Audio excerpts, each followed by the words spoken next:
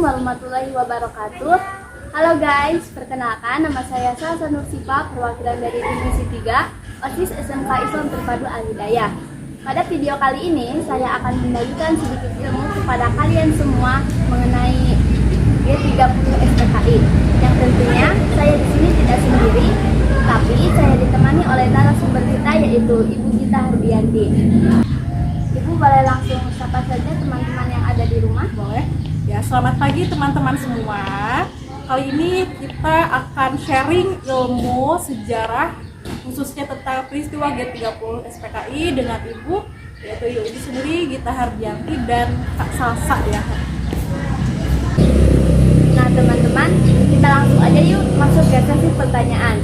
Yang pertama, menurut Ibu, apa sih peristiwa G30 SPKI itu? Jadi peristiwa G30 SPKI itu adalah singkatan dari gerakan 30 September yang dilakukan oleh Partai Komunis Indonesia. Gerakan ini terjadi pada tahun 1965 dan merupakan salah satu sejarah kelam Indonesia. Tujuan dari Partai Komunis Indonesia pada saat itu ialah tidak lain untuk merubah ideologi Pancasila menjadi ideologi komunis dan ingin melengsarkan Presiden Soekarno pada saat itu. Akan tetapi kita tahu bahwa gerakan PKI ini memakan jiwa dan korbannya adalah 7 jenderal yang kemudian jasadnya dimasukkan ke lubang buaya dan kita kenal tempat itu sebagai peristiwa lubang buaya ya. Jadi kita setiap tahun memperingati peristiwa tersebut sekaligus memperingati jasa-jasa pahlawan revolusi kita yang meninggal atau gugur pada peristiwa G30 seperti itu. Nah, sekarang kita lanjut ke pertanyaan kedua ya Bu. Menurut Ibu, mengapa sih kita itu harus belajar atau harus mengetahui tentang peristiwa G30 SPKI tersebut? Baik ya. Ini peristiwa G30 SPKI itu difilmkan ya, dan filmnya itu selalu diputar tepat pada tanggal atau setiap pada tanggal 30 September. Untuk apa sih kalau secara logika kan, untuk apa sih kita mengenang masa lalu gitu? Untuk apa kita mengenang masa-masa sulit dan masa-masa kelam? Ya ternyata mengenang masa lalu itu ada baiknya juga. Baiknya itu apa? Baiknya itu kita bisa tahu begitu besarnya para pahlawan untuk mempertahankan NKRI sampai mereka mengorbankan nyawa mereka. Di sini kalian bisa belajar rasa nasionalisme. Nasionalisme itu apa? Rasa cinta tanah air. Dan rasa patriotisme. Patriotisme itu apa? Itu rasa atau semangat juang. Ya. Ketika kita mencintai negara, pasti kita ingin memperjuangkan sampai mengorbankan jiwa dan raga misalnya. Dan itu yang harus kita teladani dari pahlawan revolusi kita seperti itu. Selain itu kita juga harus tahu bahwa ideologi yang bertentangan dengan Pancasila selain komunis ya, itu harus kita hindari.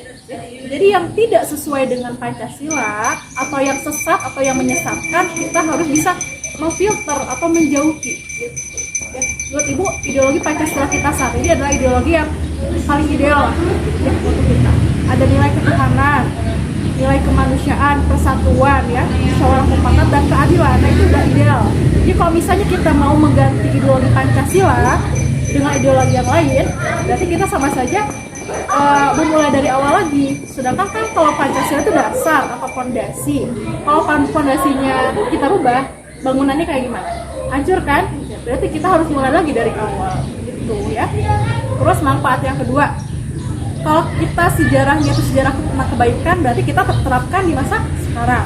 Kalau sejarahnya sejarah kelam atau keburukan, berarti kita harus menghindari di masa sekarang supaya tidak terulang kejadian yang sama. Kayak gitu Pak Salsa. Nah Bu, pertanyaan ini pasti muncul di setiap hati kalian nih ya.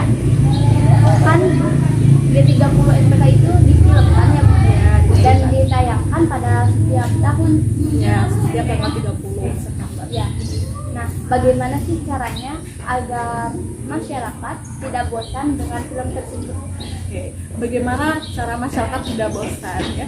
Kalau misalnya menonton dengan tujuan hiburan, pasti bosan ya. Makanya jangan kita maknai sebagai hiburan tontonan itu, tetapi untuk mencari pesan, dan kita menonton itu dengan niatan ini loh, bahwa hal ini tuh jangan sampai terlupakan, utamanya generasi muda kan.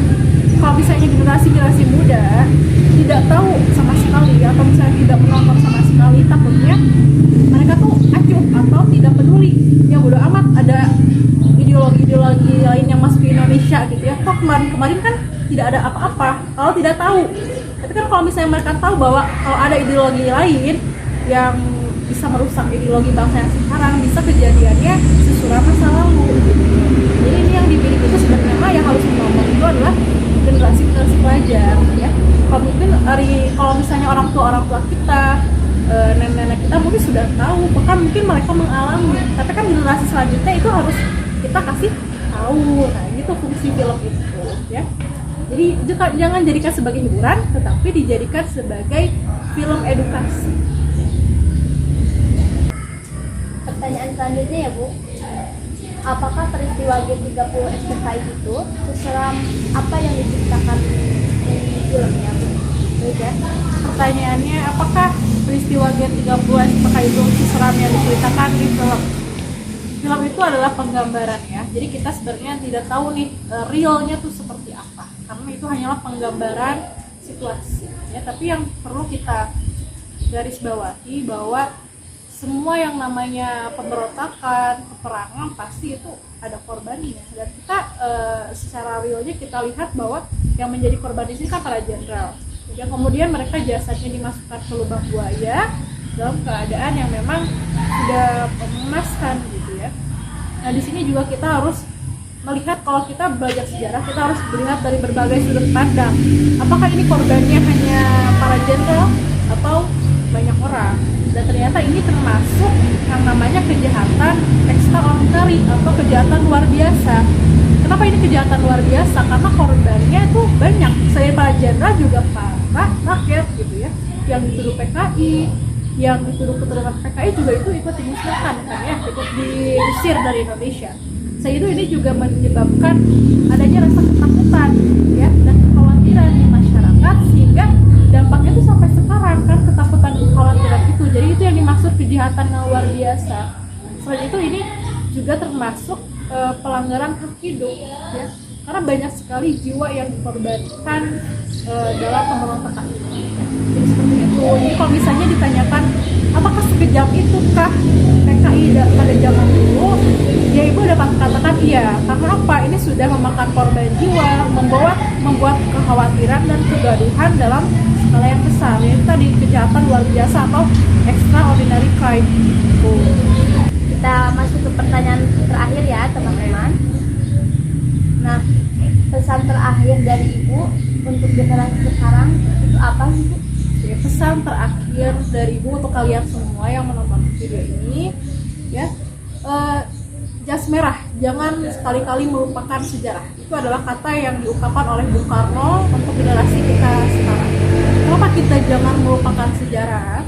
Karena bangsa Indonesia sekarang tidak akan ada tanpa adanya perjuangan atau proses yang sangat panjang. Jadi kita tidak instan kita langsung merdeka, tapi melalui proses yang sangat panjang, dan kita harus menghargai proses itu ya.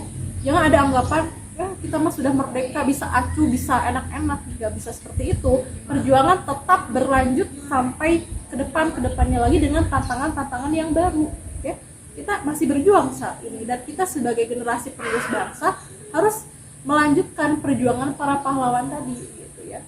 Ya, kalau misalnya dulu kita melawan ideologi-ideologi PKI gitu ya, sekarang pun sama, banyak ideologi-ideologi yang masuk ke kita, dan kita harus mencegah itu agar tidak mencederai karakter Indonesia, yaitu karakter Pancasilais ya. Dan kita juga harus menjadi generasi yang Pancasilais. Apa sih generasi Pancasilais itu? Generasi yang berketuhanan, menghargai kemanusiaan, persatuan, kerakyatan, dan keadilan. Itu yang harus kita terapkan sebagai generasi penerus bangsa, generasi Pancasilais ya. Kan nanti presiden selanjutnya generasi muda ya, nggak akan misalnya generasi tua tuh terus-terusan menjabat. Pasti kita generasi muda yang akan melanjutkan perjuangan bangsa, yang akan mendirikan bangsa kita semua. Jadi biarkanlah generasi muda sekarang membentuk dirinya sebaik mungkin agar nanti Indonesia menjadi lebih baik. Seperti itu. Nah, itu tadi teman-teman perbincangan kita kali ini dengan Ibu Gita. Semoga bermanfaat untuk kalian yang ada di rumah. Terima kasih Ibu Gita, dan terima kasih untuk kalian yang sudah menonton video ini. Sampai jumpa lagi di video-video yang lainnya. Wassalamualaikum warahmatullahi wabarakatuh. Dadah.